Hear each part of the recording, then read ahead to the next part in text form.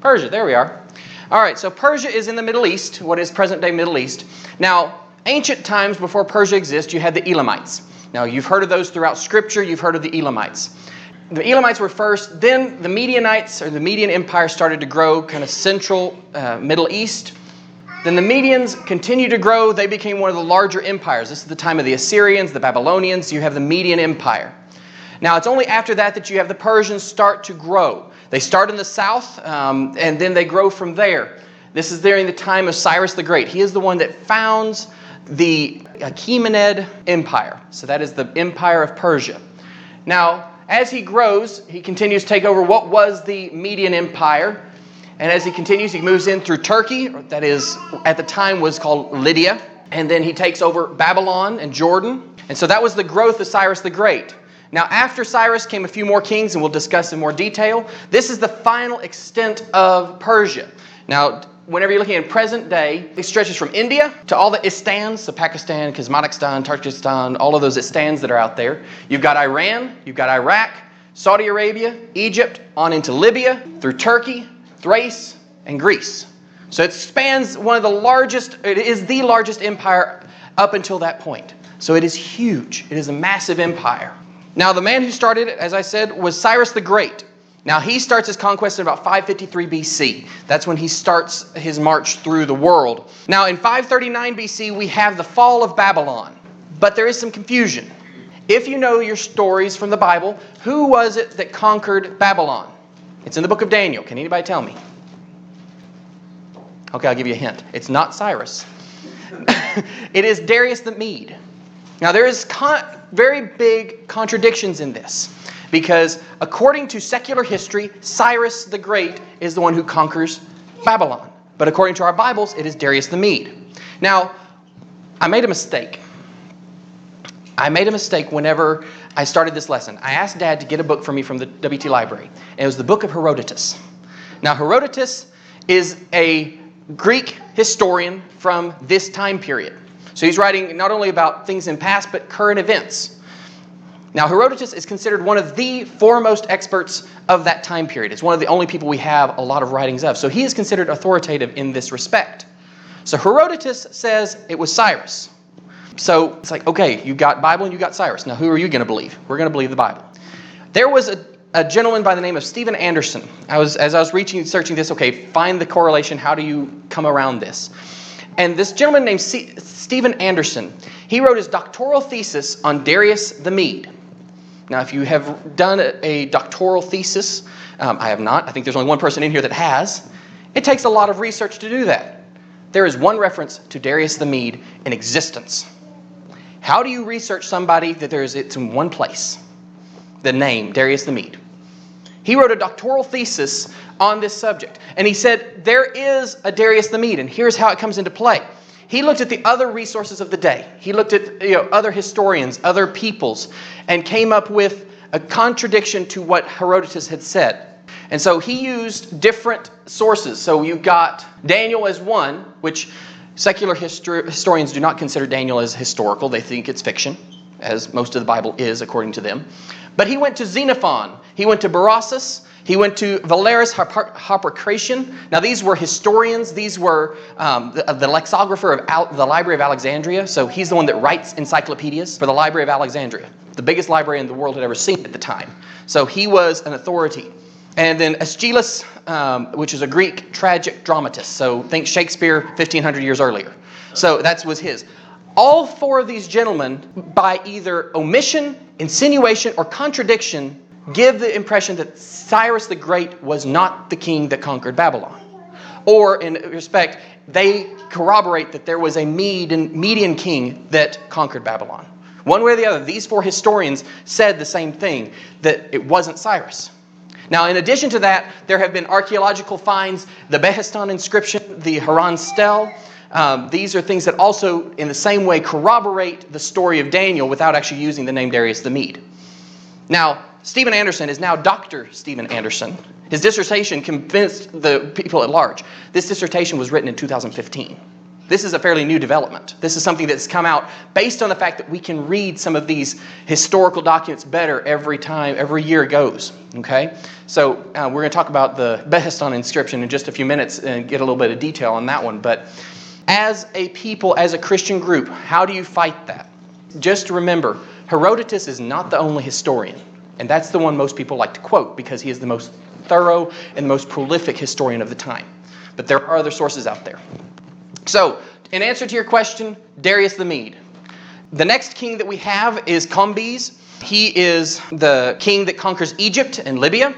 And then after Cambyses, we have Darius the First, or Darius the Great. He succeeds the throne of Persia after the death of Cambyses. Now, we know a lot about Darius the First because of the Behestan inscription. Now, the Behestan inscription is a plaque or a wall carving on the side of a mountain. Now, this is written in 3 different languages: Old Persian, Babylonian, and Elamite. It is 49 feet high, 82 feet wide, and 330 feet up on the side of a cliff. Here's where it is now. It still exists today. Now, there was a lot of confusion about this piece of archaeology.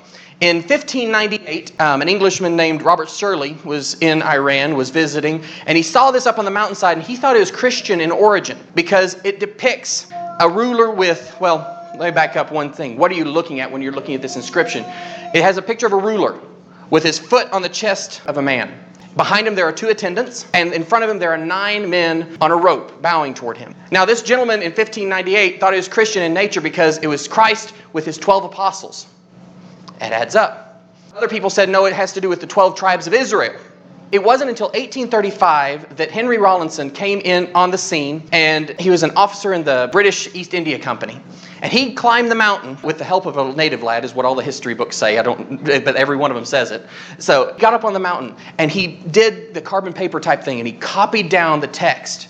And he was able to take that back to England, and they were able to translate it. They knew one of the languages. They had translated Babylonian, so they were now able to read Old Persian and Elamite because it was one story in 3 different languages. So now they can read Old Persian, Babylonian, and Elamite because of this. Now, a few more things about what this Behestan inscription actually said. It told us the story of Cambyses, or Cyrus the Great, Cambyses. I keep pronouncing it wrong. It's Cambyses is the name of it, name of that king, and also Darius the First. Now, one thing it does like to say, Darius was very big upon himself. He liked to talk about himself a lot. And he went on to say in his first year, he conquered, put down 19 rebellions among the Persians on his first year of reign. Now, that's what you have, the story of Darius, the story of his coming to power. Now, also in this inscription, there are the different lands that Persia ruled at the time. So they ruled Persia, Elam, Babylonia, Syria, Arabia, Egypt, Lydia, Greece, Media, and all the names I can't pronounce. So this was a huge empire that was controlled by the Persians. Now, the Behestan inscription still exists today. It was damaged extensively during World War II by the Allied forces who used it as target practice. And guess what? It's a World Heritage Site now. And if you were here last time, you know I'm very excited about World Heritage Sites. This is protected now because they're still studying the writings on the wall. They're still studying this even today. Now, as we move on to Darius the First. Now, Darius invades Scythia. Now, Scythia is to the north of Persia. It's part of the northern frontier, if you will. Now, he's not very successful in conquering the Scythians. The Scythians are a nomadic people. And so the nomadic people of Scythia... Okay, I'm going to stop right here. Getting that book I was telling you about earlier, that Herodotus, it was very dangerous because he is a prolific writer and he's one that goes on rabbit trails all over the place.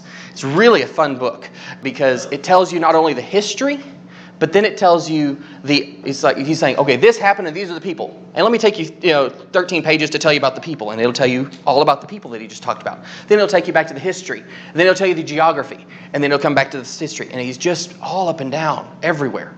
And so this is one of those rabbit trails I want to take you down for just a minute. I promise it has a point. But this is the rabbit trail. The Scythians were a group of nomads. And whenever he went in to conquer Scythia, they didn't have any towns to lay siege to. They just have land that they just move around on. And there were lots of different nomadic groups. It wasn't just one all Scythian population. These are some of the people that he went in against. It was the Tauri, the Agasathiri, the Nuri, the Man-Eaters, the Black Cloaks, the Jelani, the Budin, and the Sarmatai. Those are just some of the peoples that he was trying to fight. Now, I wanted to point out some of these names. Do you see man-eaters? They were cannibals. That was what they were known for. The black cloaks, you'll never guess how they got their name. They wore black cloaks. That was their name. That was what they were known for. Now, but the most interesting one that I wanted to take you on is the Sarmatai. The Sarmatai, let me read you their history. They were born of a race known as the Amazons. It was a group of female slaves that were taken by ship from Libya. They murdered the crew. Then they shipwrecked because they murdered the crew. Once they shipwrecked, they were on land. They found a herd of horses. They tamed the herd of horses, and they became warriors. And they pillaged and ransacked the land around them. And they were fierce people, tribe of women. Now, eventually, they did marry into the Scythians, and they became the Sarmatai. But what I found out is the Sarmatai, the descendants of the Amazonian women. You know, think Xena, Princess Warrior, whenever you're thinking of the princess, you know, think about the Amazons. But these women, what was required by law, their law, for a woman to get married, they must have killed a man first. I would hate to go on the first date with them. But that was their law. So it was just, I have nieces here. I wanted to just, they're getting close to dating age. So it's like that I find that fascinating, of the Sarmatai. But these are the people that Persia is having to envelop into their lands. Now, he's unsuccessful in taking Scythia because every time he comes to fight them, they wander off. And they keep disappearing. And he keeps chasing them all around Scythia and can't pin them down anywhere. So he ends up giving up and going home. But that was the Scythians. He eventually did take some of the land, but that was their story. Now, Darius does take Thrace, which is the far eastern portion of Europe. It's just west of Turkey. You cross the water just right there, and you're in Thrace. And he takes Thrace and the Ionians.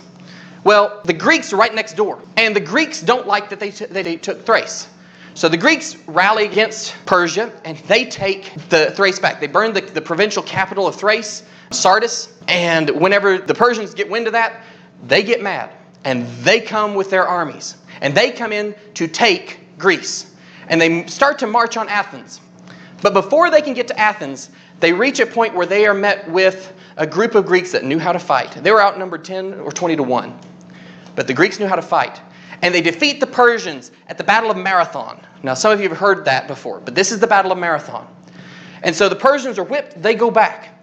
Now, they didn't have telephones. They didn't have telegraph. They didn't have a way of getting a message fast. So they had runners.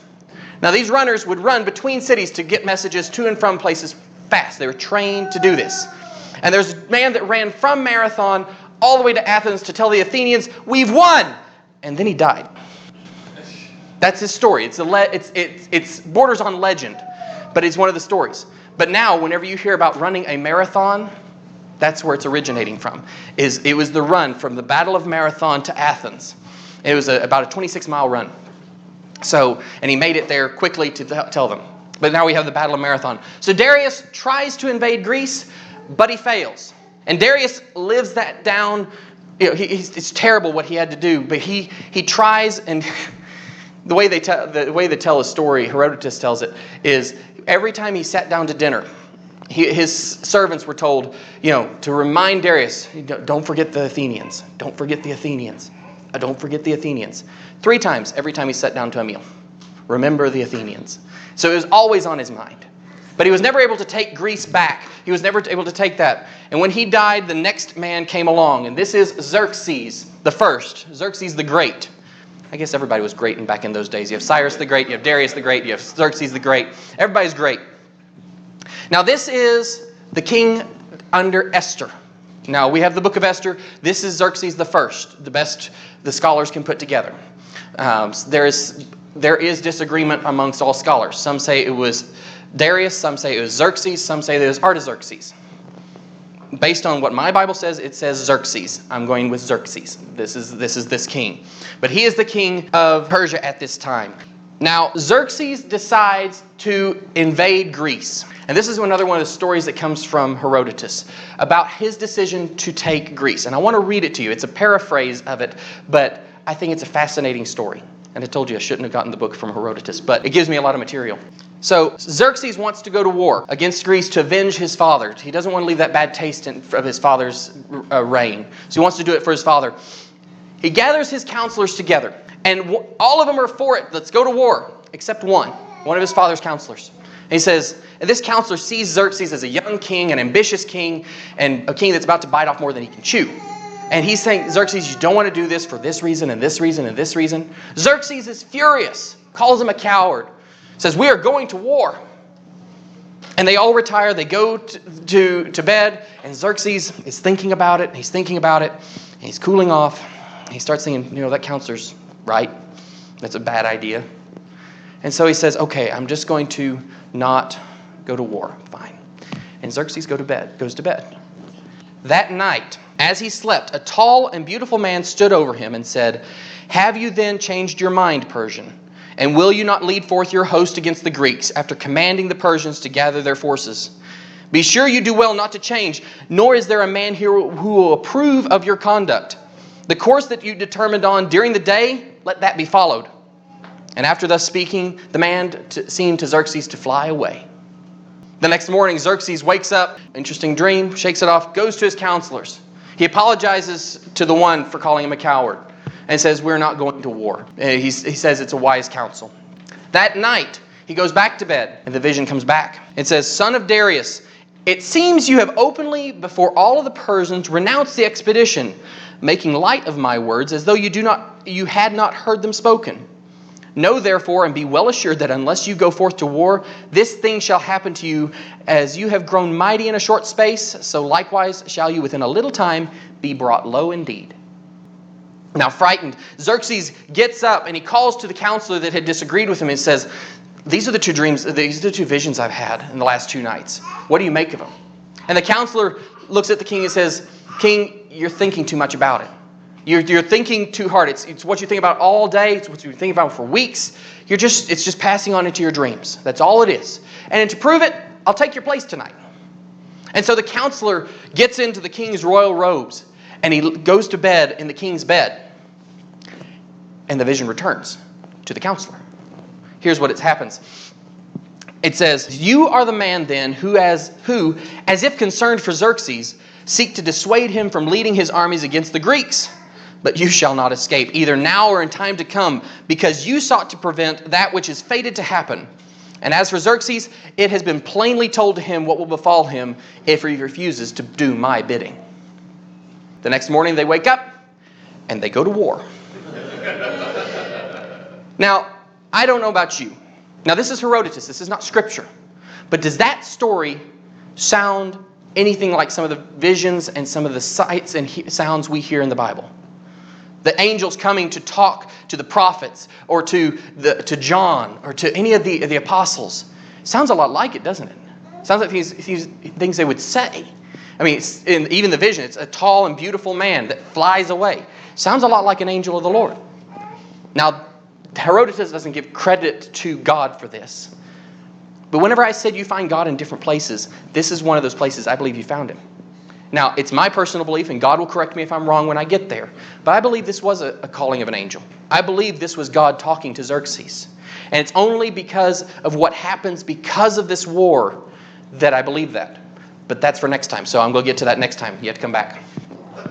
So, Xerxes invades Athens, and he wins. Now, Athens is deserted at the time because all the Athenians know that the Persians are going to be really mad because they had already trashed Sardis and routed them once. So they have put all of their people out in ships. Took the women and children, dropped them off at the island, and then came back in the ships. So Athens is being burned to the ground and completely pillaged and razed to the ground. And as that's happening, they see the Athenians coming back in the ships. So Xerxes calls his imperial navy in, and they go to war, a naval battle, and the Greeks wipe them out. Persians lose. So Xerxes goes back home, takes his army and goes home. So Xerxes loses another battle. The Persians lose another battle to Themistocles, the leader of the Greeks, at the Battle of Salamis. And then once again, the Greeks are defeated at the Battle of Plataea, and more or less the Persians give up on trying to conquer Greece. Now, we then move on to Artaxerxes I. Now, this is the Xerxes of Nehemiah and Ezra. And we've got writings and prolific writings from both of those writers about Artaxerxes. And he is the last king that allowed the people of Israel to go back to Israel in the third wave. The first wave is under Cyrus, the second wave is under Darius, the third one is under Artaxerxes, as it is that I understand it. So, but they were all under different kings. And they were stopped and started by different kings. The rebuilding of the temples in Jerusalem, it was all started and stopped by different kings and so on. Now, after this, we've got peace is declared between Athens and Persia, so they're finally not fighting anymore. And then we have Darius II, we have Artaxerxes II, the third, and the fourth. And then we have Darius III. They were not very original with names. You have Xerxes, you have Artaxerxes, you have Darius, and more or less if you were named that, you could be king. But they don't have a whole lot in history to record. But under Darius III, this is when Alexander the Great starts his march through the world to conquer it. Now, when Darius III dies, he ends the Achaemenid Empire. That is the first empire and the oldest empire of the Persians. Now, there's one more king after that. It was Artaxerxes V, and he is the one that's killed by Alexander the Great. Now, after that, we still have Persia to deal with. There were a number of Persian empires after that. And if you look at these go from the Macedonian Empire, which was the Greeks. You have the Seleucids, which was post-Greek, pre-Roman. Then you have the Parthian, which was the Romans. Sasanian is post-Roman. And then after that, it is all different kingdoms. Now, this one, the Rashidun Caliphate, that's whenever Islam was introduced into the Middle East. That's that period. If you look a little over here, Mongol Empire, Genghis Khan. He conquers Persia, and he rules it for a time. Look at the last date on this. The last Persian Empire ended in 1979. So we had Persian Empire in most of your lifetimes. It's kind of interesting but it was considered one of the empires. Now Persia is considered Iran, and so that's where it's centralized, is in Iran. Now, that's a lot of information. I missed a lot, but what do I want you to take out of this? Well, remember what we talked about last time. It was the prophecies in Daniel 2. You have the head of gold, which is Nebuchadnezzar, or the empire of Babylon. And then you have the chest and the arms of silver, which represented Persia. Now, if you want to turn in your Bibles to Daniel chapter 8, I'm going to read that for you. There is one more prophecy concerning Persia in Daniel. Daniel chapter 8, and it says, "In the third year of King Belshazzar's reign, I, Daniel, had a vision, after the one I had already appeared to me.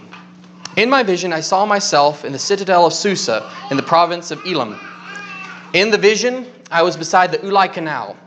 I looked up. There before me was a ram with 2 horns, standing beside the canal, and the horns were long. One of the horns was longer than the other, but it grew up later. I watched the ram as he charged toward the west and the north and the south. No animal could stand against him, and none could rescue him from his power. He did as he pleased and became great. As I was thinking about this, suddenly a goat with a prominent horn between his eyes came from the west, crossing the whole earth without touching the ground. He came toward the 2-horned ram I had seen standing beside the canal, and charged him in a great rage. I saw him attack the ram furiously, striking the ram and shattering his 2 horns. The ram was powerless to stand against him. The goat knocked him to the ground and trampled on him, and none could rescue the ram from his power." Now we read a little bit later on in chapter 8 that the ram represented the Medo-Persian Empire. Now when you think the Medo-Persians, you have to remember that Cyrus the Great is credited with conquering the Medo-Persian Empire. That's contradicted in a few places. Cyrus the Great was the son-in-law of the king of Media at the time. So that is known by secular history. Now, the king of Media had no male heir. And whenever the king of Media died, he left his domain to his only daughter, the queen of Cyrus the Great. So when essentially Cyrus did not have to conquer Media, he was given it. He inherited it. And that's one thing that secular history does not record. But by looking into the deeper stuff of Dr. Anderson, you find that that's more likely what had happened during that time frame. And you think about it from a logical standpoint. You have the Medes and the Persians, the Medo-Persian Empire. You don't hear about the Persians and the Babylonians. You don't hear about the Persians and the Egyptians. You didn't hear about these partnerships of other nations they conquered. This was a partnership of the Medes and the Persians. And so whenever you look at these images of Daniel, you have the Medes and the Persians. You have either the Medes and the Persians, your left arm and your right arm, across the chest. or you have the Medes and the Persians, the horns represented on the ram. And one grew longer and larger than the other. The Persians outgrew the Medians. So that is undisputable. Now, as they grew to the north and to the south and to the west. To the north, they took on Scythia. To the west, they took Babylon, then Jordan, then Thrace, then Greece. To the south, they took Egypt and Libya. That's where they grew. They took on the north, the south, the east, and the west. And in time, a ram from the west took out Persia. That was Alexander the Great. Now, who were they conquering? They were conquering a group of people that were different in every respect. One thing that the Persians were, the people they were conquering, they were Persian subjects. They were not Persians themselves. They were Persian subjects. And then whenever the Persians came, they had a different religion. They had a different belief system. They believed in something called Zoroastrianism. Now that is a belief that there is good and there is evil. And there is a constant battle of mankind between the two. And they didn't depend on gods. They were not an idolatrous or a superstitious or a ritualistic religion. But their theology, it was more of a theological religion. Their theology allowed for good and evil. And the gods really didn't matter. Now Cyrus the Great is credited with the rebuilding of Jerusalem, the temple in Jerusalem. But Cyrus the Great was also credited with rebuilding temples and worship centers all over his empire. He wanted them to worship the gods. He wanted them to be worshiping their respective deities. And he didn't care really which one it was. That wasn't the part of the Persians. But with this different take on it, it created a lot of problems. There was no unity. Now, in Daniel chapter 2, there was one other thing Daniel had to say about the Persian Empire that was to come. He told Nebuchadnezzar, the kingdom that will come after you is inferior to yours. Now, if you think about inferior, okay, Babylon was conquered by Persia. Persia was twice the size of Babylon. It was powerful. It lasted longer. What is inferior about that? It's a translation. If you take the Hebrew word inferior, it's called ara, A-R-A. That can be translated 4 different ways. Inferior, world, ground, earth. What Daniel was saying was not inferior. He was saying the kingdom that's going to come after you is more worldly. It's more earth-like. And you look at the people he conquered. You've got the man-eaters, the Saromatai. You have the Greeks. These are people of worldly thoughts, worldly desires, worldly gods. And Persia encouraged that. And that caused strife, that caused a lack of unity in this kingdom. I mean, Darius I said it best whenever he was in the best on inscription. He said, I put down 19 rebellions in my first year. That's a lot for a king. It was a chaotic world. But a change was coming. A change was coming it was coming from the west in the form of a Macedonian man named Alexander the Great. And Alexander the Great, when he marched across the world, he changed the world completely. We stand on not only the foundations, they stood on a different foundation, we stand on the foundations of Greek culture today. And he changed the world around him. And I love that God made him a goat, because you know me and goats. I like goats. And so next time we meet, I'll be talking about goats. I'll be talking about Greece and the world that he created. And that's what I've got for you tonight. Thank you all very much.